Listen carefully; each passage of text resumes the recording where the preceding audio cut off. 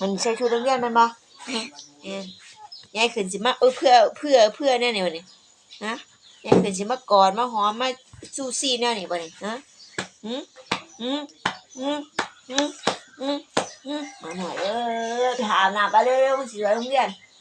วันนี้วันอะไรพฤหัสแล้วใช่ไหมวันนี้พฤหัสแล้วพรุ่งนี้วันศุกร์พรุ่งนี้ก็วันศุกร์แล้วก็หยุด2 วัน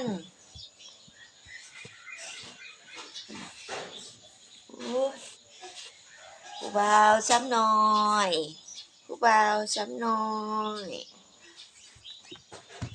สู้ซี่หายกว่าอีหยังได้เพิ่นนี่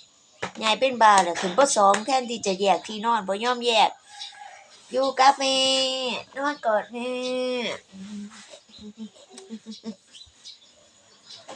คุณนะลุกขึ้นนะลุกไปหาอาบน้ำมันสายแล้วมันตี 5 กว่าแล้วนี่